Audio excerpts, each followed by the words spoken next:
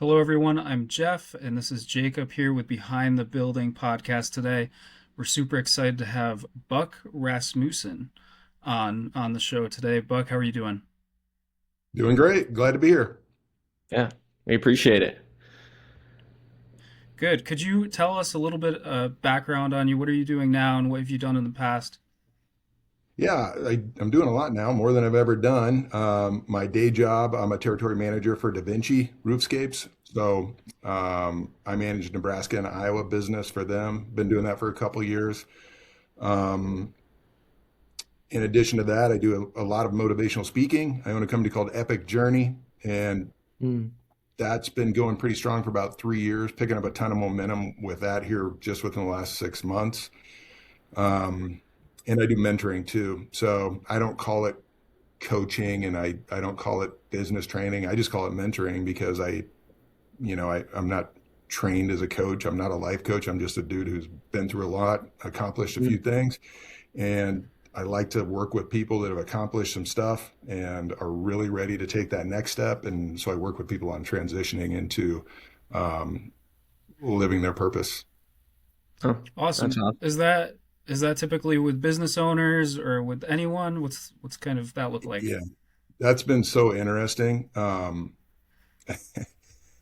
I've worked with someone that worked in the NFL, a head strength and conditioning coach. I've done this mentoring, a former two-time Olympian, a farmer that owns massive amounts of land, people in our industry that are, I don't get too specific because I like to kind of keep the details private, but Hmm.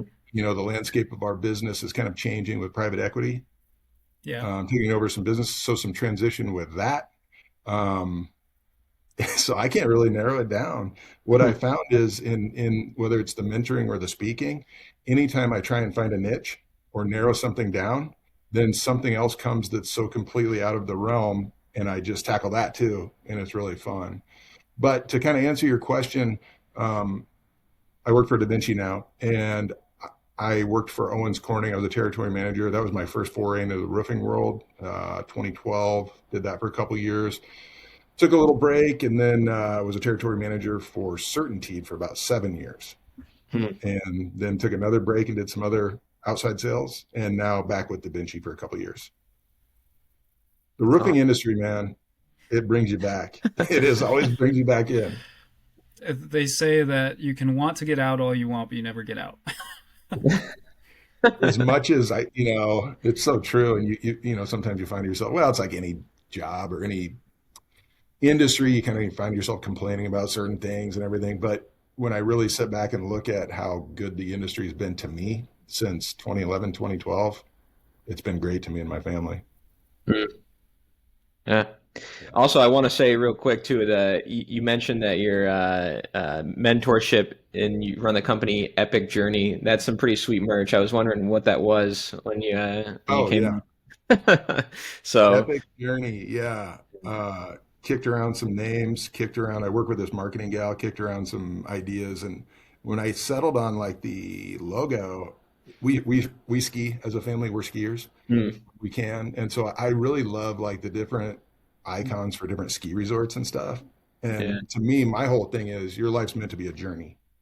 yeah, Your life is meant to be an adventure. So I want the identity of the company to be, like a adventurous kind of theme. So epic mm, journey.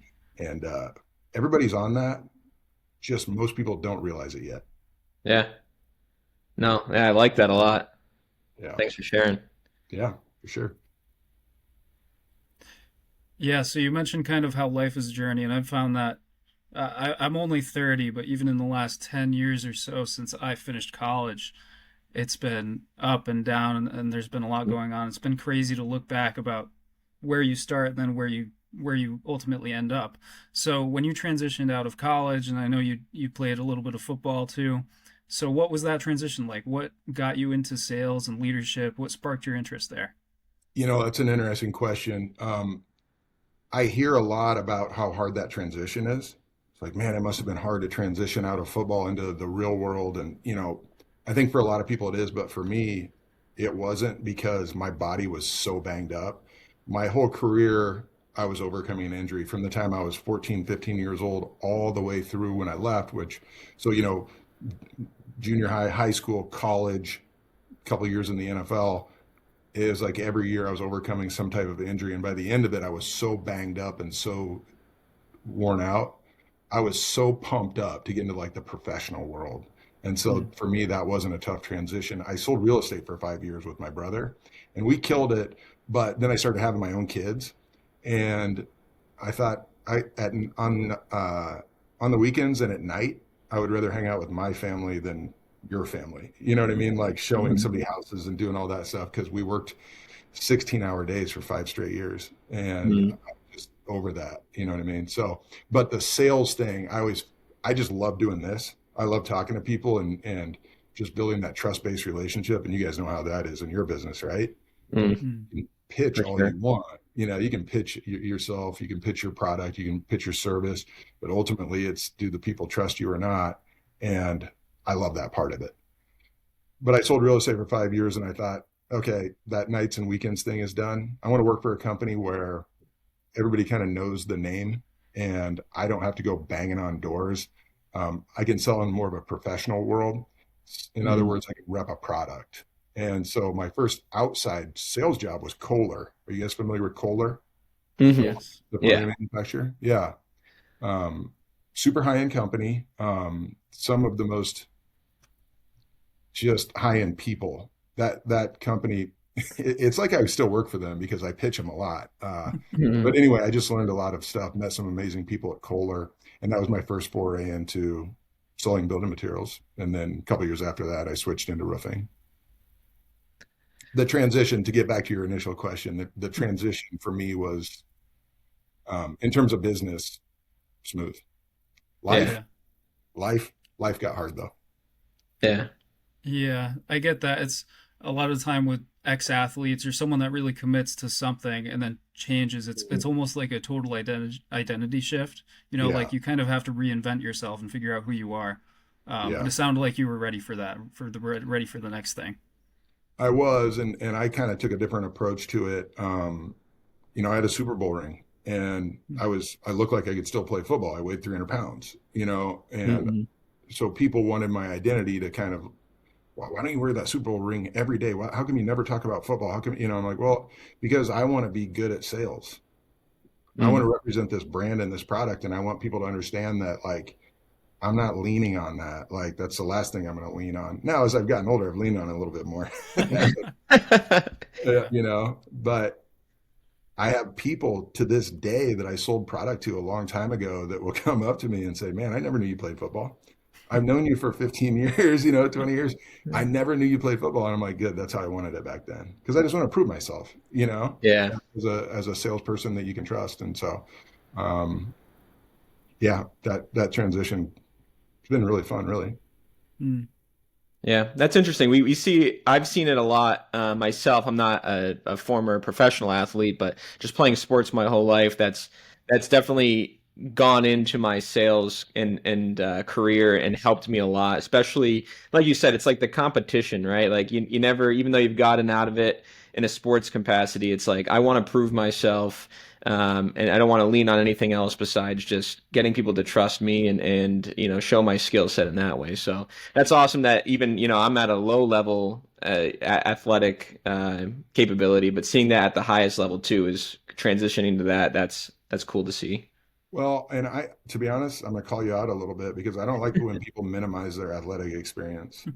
Well, I Because appreciate that. I don't know what sport did you play? I played basketball mostly, Yeah.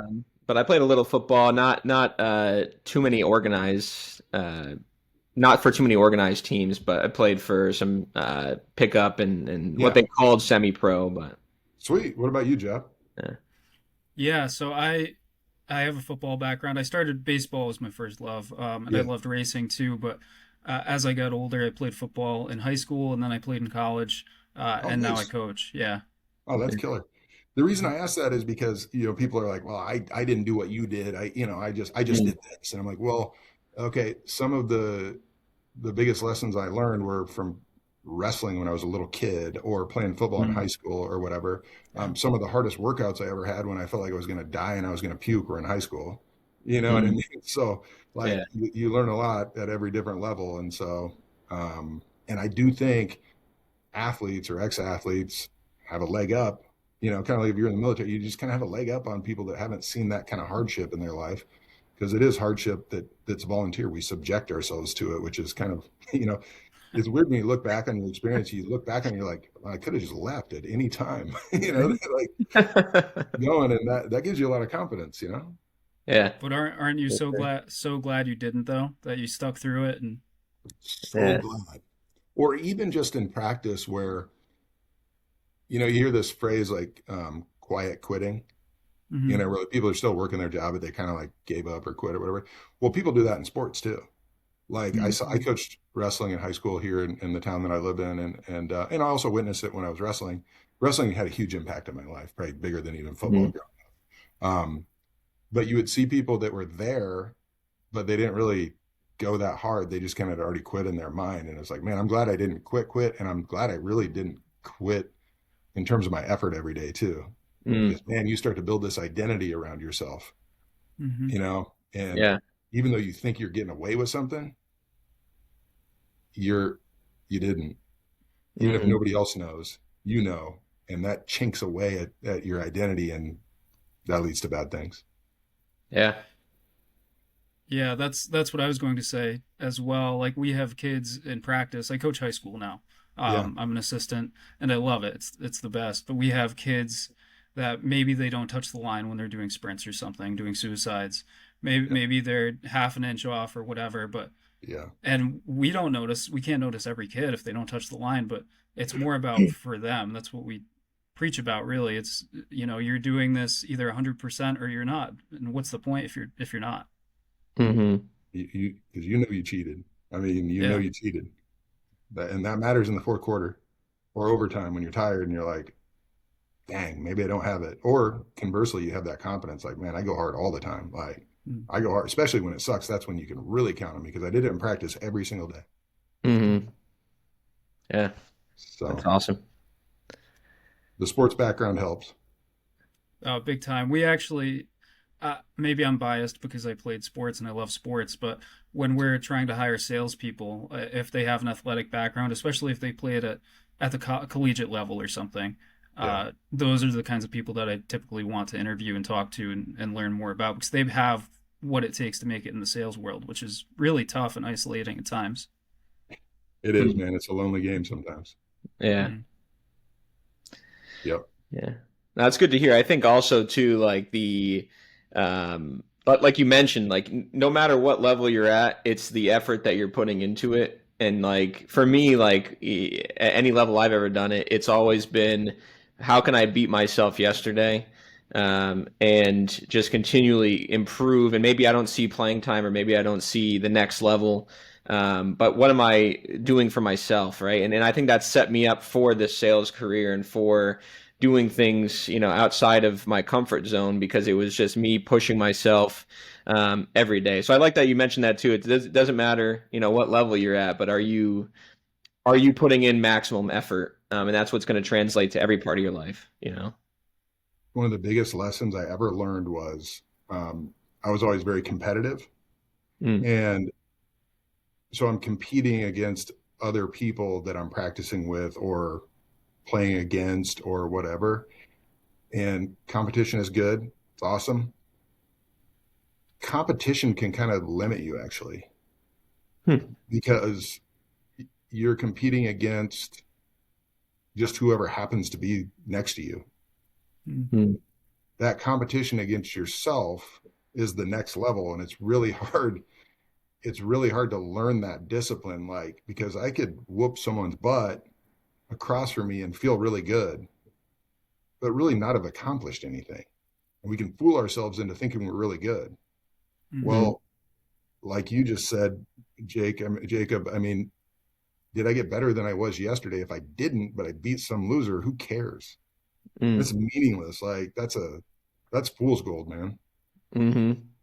Who were you yesterday? I listened to this Nick Saban thing yesterday, just happened to see it. And it was, he was talking about the importance of nothing. Yeah, I've And I seen looked, those. have you seen that? It's the Yeah. Dude, best. that blew my mind. I thought I had seen everything by Saban, but he's like, but we talk about the importance of nothing. In other words, we started today with nothing. We're entitled to nothing. Basically go earn it today. And I love that stuff, man. Sometimes I wish I could go play football again when I hear something. Yeah. Fires you up. Oh, dude, Right. it's great. Yeah, Yeah. that's the kind of stuff that gets me going too. I'm on Instagram or whatever, and I see all these coach reels like Bob Chesney at UCLA. He's talking Yeah, about how you have to know the name of the janitor or the person that makes the food or whatever because they're all part of the program, right? yeah, It fires me up. I love that stuff. definitely. Yeah. Yeah. Yeah. That's awesome. One last thing before we continue on too, I'd like to just emphasize like what you said as well, the comparison, right? That when you compare yourself to anything, really, you could find an excuse to be, comparing yourself to someone who's not that great, and that's what kills you. And I think that's when it comes to whether it's sports or even facilities or roofing or whatever it is. We could compare ourselves to a lesser company, but that doesn't get us anywhere, right? Or compare ourselves to a person who does a lesser job than us next to it. But what's getting us somewhere is like exactly what you said, is just the competition with myself. Am I continually getting better? And if I'm not, then like you said, it's fool's gold. Like what does it matter? You know? Exactly. And conversely, sometimes you compare yourself to someone who's so out of your league where it's just Yeah. like we get so wrapped up into that. Like, oh my, I suck because I see this person, or in your case, this company that's just like, oh man, if we could just be like them. When we get wrapped up into that, we we limit ourselves from getting better. We're wasting Mhm. energy on something that's not getting us better. So again, it just takes so much discipline to not compare yourself. It's human nature, right? But again, we're Mhm. trying to be different, so we've got to fight human nature and just compare ourselves versus ourselves. That's right. It's Yeah, good. couldn't have said that any better. So Yeah. I know we're going to transition here into kind of what you're doing now and leadership and things like that, but I think we'd be remiss if we didn't talk a little bit about the football, if you don't mind, about Oh, never mind. where you played and when you played, who you were coached by, all that. Yeah. Well, I'm going to start a little bit from the beginning, if you don't mind. So Yeah. I No, come not from at all. a small town in Nebraska called Tacoma. Went to Tacoma Herman, and where there weren't a lot of even college guys coming out of Tacoma Herman. I took a really long, kind of circuitous path to play college football from there. Signed with Nebraska out of high school. Had a grade issue that limited me from going, so I couldn't play D1 for a couple of years. I ended up at a junior college. Um, where I was supposed to go to a junior college, but I got in a head-on collision with a truck a week before training camp, screwed Hmm. my neck up, and was told I can never play football again. So I ended up in just a community college, not playing any sports, just going to school and working. And so I sat out football for a year. And I ended up at the next year. I had a Division II school here in Omaha contact me and say, they had offered me a full scholarship out of high school. They said, you know, if your neck's good and you feel healthy, we still have a full scholarship for you. And I thought, man, if I sit out another year of football, I probably never go back to football. It was kind of a now or Mm, never thing. So I ended up at a Division II school here in Omaha, University of Nebraska, Omaha, who was a powerhouse back then. Our program got canceled several years ago, unfortunately. But anyway, Hmm. it was a powerhouse program, and I landed there, and it was awesome. Started every game my freshman year, but I blew my knee out at the end of my freshman year, dislocated my kneecap, and so I had to bounce back and recover from that. And ended up my junior year finishing the year really strong and getting kind of put on the map for the NFL and preseason All American going into my senior year. And I blew my knee out again the second week of that season. Hmm. And so that was devastating. I mean, when we look at athletes that get hurt, we look at the physical part a lot. We don't look at, as fans, we don't look at the mental anguish that you go through as an athlete because you had all these Hmm. goals, everything you've been working on, so much time that you put in it. That's the biggest thing, all the time that you put in it. And so I was devastated, but I had to build myself back up from there. And I went from probably being a, mid-round draft pick to not being drafted, being kind of barely even noticed, but signed by the Patriots. I was an undrafted free agent for the Patriots in '03. And so that's how I ended up in New England. And I didn't make the team my rookie year. But they re-signed me to a contract and sent me to NFL Europe. So NFL Europe was its own league back then. So instead of what they do now, which are those international games, back then they had their own league. It was mostly, it's probably 90% NFL guys like me that either came from a small school or were recovering from an injury or just needed more experience or whatever. So they sent me over there, and I played for a season over there and played well. And then they re-signed me in 04, and I was on the practice squad that whole year in 04. So that 03 year, all the guys that I was rookies with, which was like, are you guys Patriots fans at all? I'm a Pats fan. Jeff's unfortunately an Eagles fan, but Jeff, what are we doing? Come on, man. I know it's one of my many bad qualities. And they're good though. They are good. Anyway, we won it in 03, the 03-04 season, won the Super Bowl. So all the guys that I came in with, they all won a ring, but I didn't because I was in NFL Europe. So then they brought me back the next year. I was on the practice squad that whole year, and then we won it that year too, the 04-05. And I got a ring from that one. So that's awesome. Yeah. But the coolest part of that, I mean, I didn't touch the field. I was, I always like to say the backups need backups too. Yeah. That was me. And, but the way I look at it now is I learned a ton from it about excellence and witnessing that journey of a group of people like that are, they're all alphas, and how you fight every day and how just what it takes was a different standard. I thought I lived a pretty high standard until I saw that standard. That standard was completely different. And it was all led by Tom Brady. And I mean, and Belichick too. People want to say, was it Belichick? Was it Brady? I hate that conversation. It was both. Yeah. Two excellent people. Yeah. Anyway, I could go down a rabbit hole with that, but to see that, to see what it takes, was it almost gets more and more rewarding the further away I get from it, because I can look back on that and just cherish it. So fascinating people. Yeah. That's awesome. Thank you for sharing. Yeah, thanks. That's unbelievably cool. I mean, what's it like to be in a building with Bill Belichick and Tom Brady and all those guys every day? And what do they demand from the people on the team? Tom, well, I'll tell you, the first day I ever arrived in New England, so, the draft happens, and then you arrive at the facility like less than a week later, or at least back then you did. I don't know if you still do, but, I had it. You guys know what imposter syndrome is? Yeah, I've had that many times. I had it, dude. Walking into that facility, like this country bumpkin, and, who had never been to the East Coast or anything. Anyway, just walking into that facility, I was just kind of overwhelmed. And the first person I saw was Tom Brady. It was like I was in a movie and I was watching myself, Yeah. And, but it was Tom Brady, and he just comes right up to me and sticks his hand out. Hey, I'm Tom. And I'm like, Tom, who? No. I know who you are. Yes. I'm Tom. But the killer thing was, he was so nice and he was so authentic, and he's just asking questions about me, obviously nothing about himself, just asking where are you from, what position are you, all this kind of different stuff, and just showing genuine interest. And from, moving on down the road, then I learned that he did that to everybody. That was kind of a thing he did. But it was really welcoming to me. It meant a lot to me. I mean, I still talk about it. I never knew him to not be that genuine.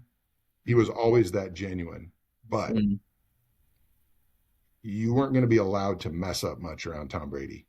No, I wasn't under his, I'm on defense. I was a defensive lineman. So, but I witnessed Tom Brady every day in practice, and he expected excellence.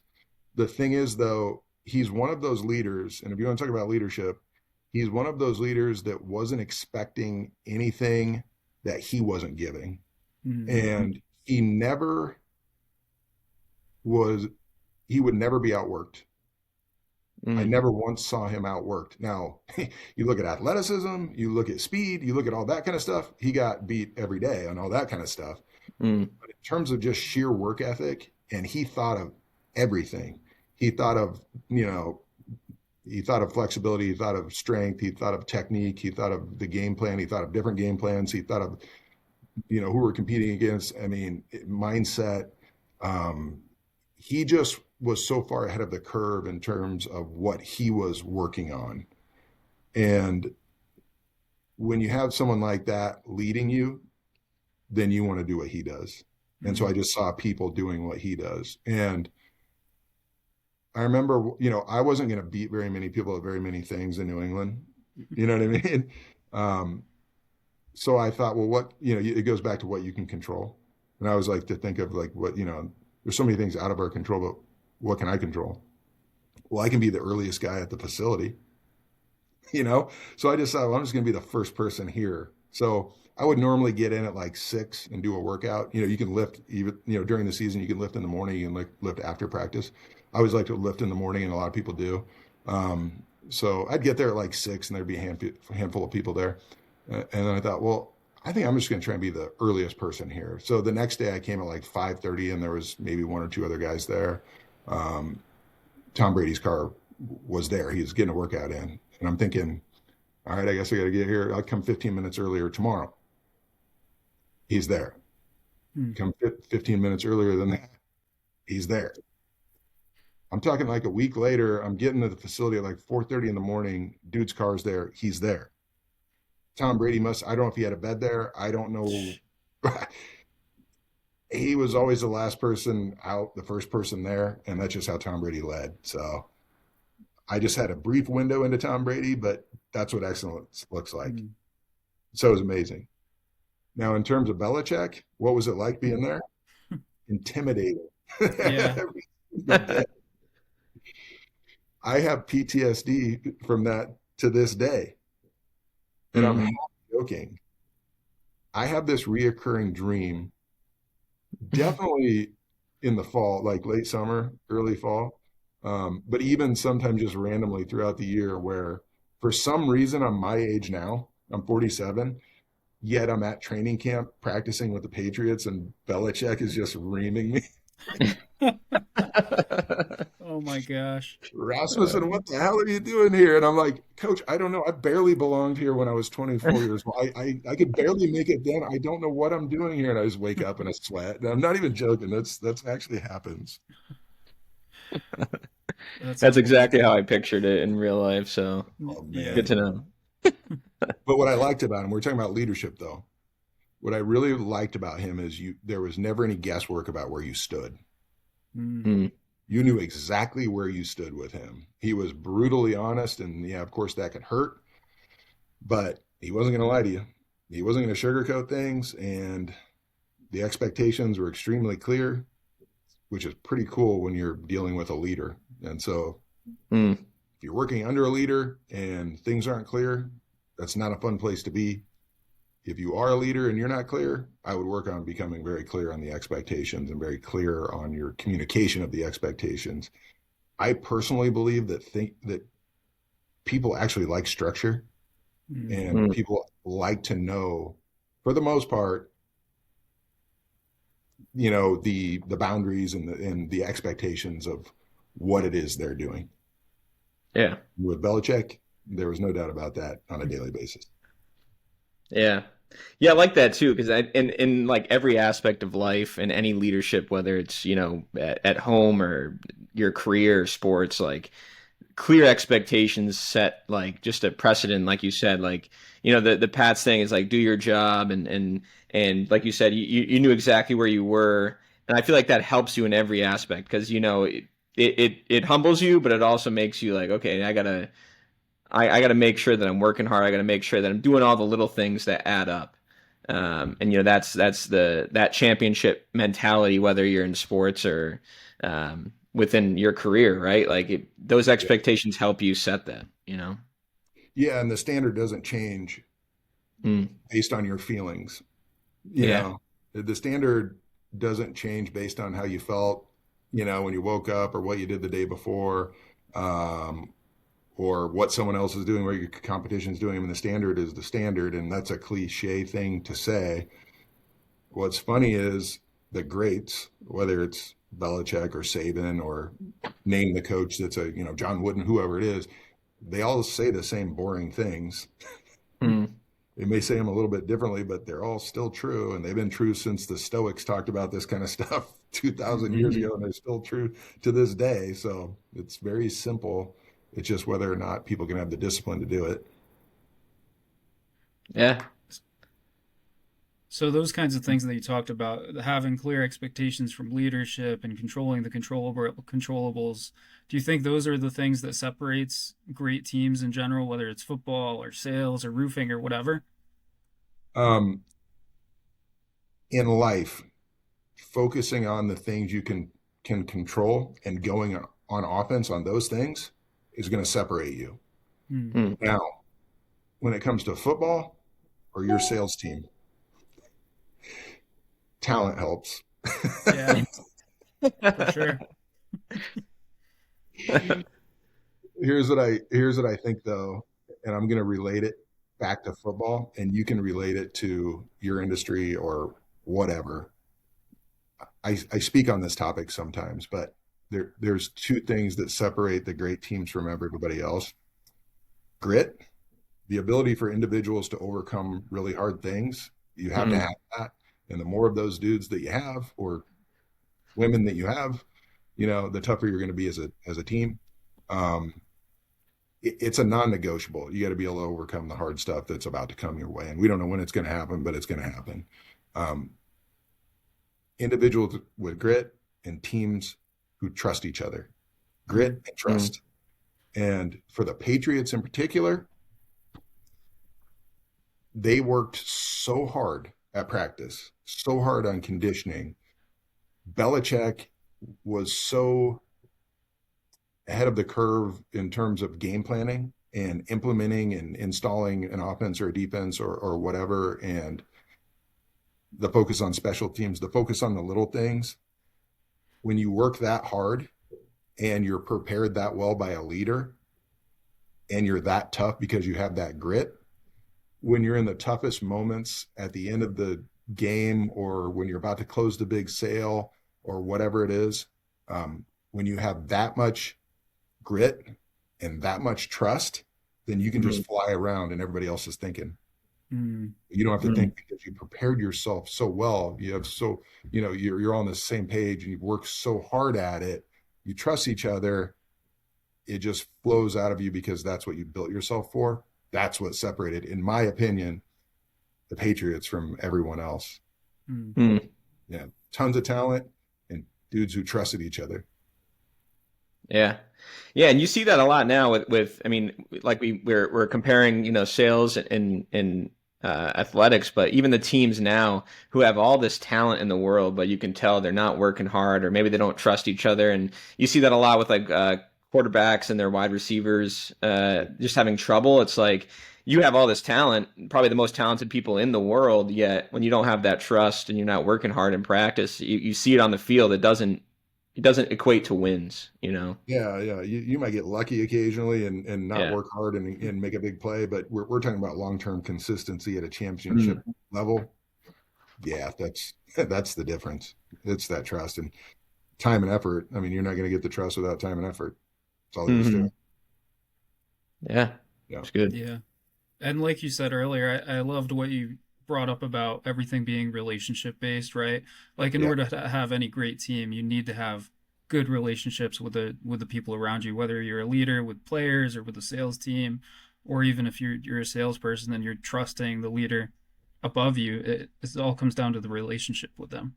Yeah, and respect. You don't even have to really like them, to be quite Yeah. honest. But if you respect what they do because Mm, they're consistent and they put in the effort, you know, well, you can't succeed without that. Hmm. for sure. And it won't be very much fun, you know, Yeah. if you don't have that. So Yeah, it's good. So we talked a little bit about, I'm looking at our notes here, about talking about finding your purpose and your passion in life. Um, uh, is that something that you help people do, or how did you find your passion? Is this what you're really passionate about and you love? What drove you to find that, I guess, and how did you? when it comes to football, when I blew my knee out my senior year in college, like right on the precipice of reaching a goal that I had since I was a little kid, I had to go through this almost mourning process Mm. because I was like, in my mind, it's over. Well, that lasted a brief second, and then I thought, no, it's not over. That's not who I am. I don't quit. But I had Mm, this transition in my mind of what the difference is between a goal and your purpose. Well, my goal had always been to go to the NFL, but my purpose became very clear at that time. My purpose was to prove to myself that I would never quit on myself. mm, And that's a big difference. There can be a lot of goals that fall underneath that umbrella, but when you solidify that in your mind, that carries through from sports to family to business to everything. It's not putting yourself first in terms of being like an arrogant way, but it's just like, well, I can control that. There's a lot of stuff that I can't control. I can't control if I got injured. I can't control the weather. I can't control my teammate. I can't control the competition, but I can control the fact that I'm never going to quit on myself. And so mm, that kind of became my purpose. That lent itself to grit, just feeling that I could overcome everything. Um, and that carried me a really long way. Um, it created this identity of toughness for me that really worked until it didn't. Um, I'm just going to fast forward. When I got done playing football, my wife and I were living really our best lives. I mean, we both had good jobs. We had the house, the cars, the family.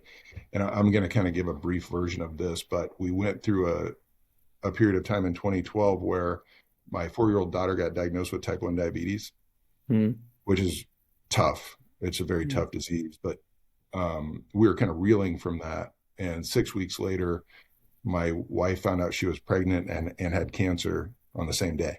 Wow. And they were going through a battle. I mean, we were mm, battling as a family, but they were battling physically, and I couldn't help physically fight that battle. So I tried to shoulder as much other stuff as I could. mm, I just wanted to try and ease their burden if I could. And so I just did as much as I could to try and, I guess, anticipate anything that could go wrong and fix it before it happened. And I tried to help as much around the house and do all that kind of stuff. But then the kicker was I did all the overnight blood sugar checks for my daughter. And this was finger poking and all that kind of stuff. And long story short, I ended up sleeping about 3 or 4 hours a night for about 7 years. And it mm. drove me to this hypervigilance, um, this hyper, do you know what cortisol is? Yeah. Mhm. Fight or flight. Hmm. I Mhm. lived in fight or flight 24 hours a day for about 7 years, Mm. and it almost killed me. I got to the point because I couldn't not try and control everything, control. It's hard to even explain. It's hard to put myself back into that place. But long story short, I drove myself kind of mad and got to a point where I was having some pretty serious. I'll just call it as it is, suicidal ideations, and Mm. uh, and that toughness that I had created around myself, my identity didn't work anymore, and I had to do something that I had never done before. I had to admit that I was beat. Mm. That's a really hard thing to do as a guy and a Yeah. guy that's kind of accomplished some things and prides himself on that. So Mhm. yeah, I had to admit defeat, and I had to kind of build myself back up from scratch. And in doing that, and I still am kind of in that process, to be honest. That was 5 years ago. Mm. Um, but I started going to therapy. I started journaling. I started reading. I started writing. I started breathing, meditation, all of this stuff. I mean, I basically took a professional athlete's approach to building myself back up because I ended up as a shell of myself. And Mm. so I took a very disciplined approach to building myself back up. What I learned was I was never going to be the same charismatic, carefree person because I was pretty goofy and hyper and all that. I was never going to be that again. I had changed physically, mentally, everything. My approach to life was different because now I had this awareness that things can change very quickly. And, so I had to change. But throughout that entire process, I learned that my new purpose was helping other people find their purpose. Mm. And it's been really rewarding. And I come at it from an angle that's probably different. So I help people find their purpose. Hopefully, when I'm speaking, if I'm doing a speaking engagement, if I'm doing a podcast like this, if I'm mentoring someone, um, I come at it from an authentic point of view and pretty vulnerable. I mean, I just met you guys and I just told you some deep stuff, but I'm just a regular dude who went through, I accomplished a few things that some people find impressive, and that's fine. To me, that's probably the least interesting part of my story. You know, the football journey, the rest of my story and what I learned and what I share with people now is much more impactful. And I I just want people to, I want to help people get through what they're going through because we're all going through stuff. Mm. And I also want people to find their purpose because most of us are pretty nonchalant about our lives. And if I'm being honest, that drives me freaking nuts Mm. Yeah. because the most important thing that we have is time. And most of us float through life, you know, not utilizing that time, not maximizing what we were blessed with. Hmm. And it pops up every once in a while, right? I wish I would have done this. I wish I could do that. Man, if I could just name it. Well, what are you going to do about that? Are you going to continue to just float along on this wave and go wherever the current takes you? Or are you going to take control of your life and own it? And in 1 year, look back and think, man, I'm glad I did that. That Hmm. brings me a lot of joy. That pumps me up to help people gain some perspective around that. I like to call it clarity. We need to find clarity on your life. We need to figure out who you want to be in a certain amount of time. 1 year from today, I like to look at 1 year from today. Who do you want to be? Not Hmm. what do you want to be? Who do you want to be 1 year from today? Let's map that out. We're not going to be nonchalant about that anymore. We're locking in and we're going to create that life, create that for you. You're going to be really glad you did. Then we can look at 5 years, 10 years, whatever. We're going to get back on offense in life. And that's my purpose. My purpose is to help you find your purpose. Yeah. We really appreciate the vulnerability and the I mean, just it's incredibly inspiring to hear your story, and continue to be on the other side of that, right? Getting back on offense, like you said, and continuing to push. And then not only that, but I think the most important part of overcoming these things is exactly what you're doing, which is to help others do the same, right? Like that's what we're put on the earth for, is to, when we go through these things, not just to be like, okay, I did it, I'm good. It's now I'm gonna, how can I help someone else do the same thing and find their purpose? So we appreciate that a lot. Oh, I appreciate you guys allowing me to talk about it. If you can get on the other side of it, I mean, sometimes you're going through hell in life, and it's hard Mm. to think about other people, and it's hard to have that gratitude. But if you can, and you're on the other side of it, and you can help somebody else or just listen, it's a gift, man. Because like you guys, I don't know which one of you said it, but you said it earlier. Everybody's going through something. We're all fighting this battle. Whatever the battle Mm. is, it looks different for everybody, but we do share a lot of this. I post. I don't know if you guys follow me or not, but I post on Mm. LinkedIn, Facebook, whatever it is. And most of the time, I just post something. It's like advice to someone else. But the only reason I do that is because I just went through it that day. Or I Mm. saw, I remembered something from in the past, or I saw some athlete that went through something, and it's just like, man, we all share a lot of the same, feelings and struggles and hopes, dreams, all that kind of stuff. So that's what I'm trying to do. Yeah. Awesome.